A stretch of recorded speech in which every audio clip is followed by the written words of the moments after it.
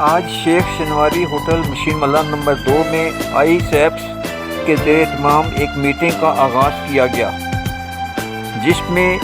جیلم کی معروف سیاسی اور سماجی شخصیات کے علاوہ میڈیا کے نمائندگان کی ایک بڑی تعداد نے شرکت کی، جن میں Chaudhry Arsalan Javed, youth wing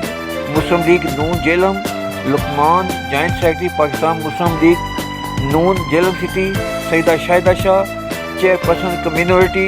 development council registered Al-Markaz و convener civil society education network Jhelum, Samiullah district coordinator Jhelum, Mubashir Hussain district coordinator Gujrat, doctor Tasawar Hussain Mirza, doctor Anwar Ahmed Qureshi, Noor-ul-Ain Qureshi, مس سدرا یونس، سید اختر علی شاہ، خادم حسین، عدنان وقاص اور دیگر شرکاء شامل تھے۔ میٹنگ کا آغاز تلاوت کلام پاک سے ہوا۔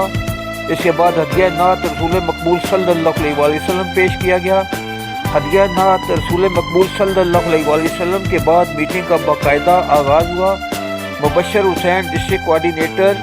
گجرات نے پنجاب بھر کے بالخصوص ضلع جیلم کے گورنمنٹ کے تعلیمی اداروں کا ڈیٹا پیش کرتے ہوئے ان سکولوں کو درپیش مسائل کو اجاگر کرتے ہوئے کہا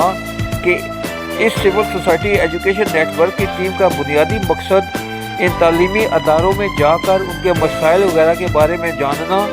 اور انہیں محکمہ تعلیم کے افسران سے مل کر ان مسائل کو حل کروانا ہے۔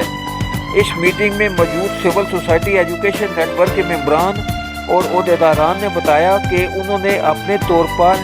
ان تعلیمی اداروں کا دورہ کر کے ان سکولوں کو درپیش مسائل کا جائزہ لیا اور پھر محکمہ تعلیم اور دیگر مخیر حضرات کی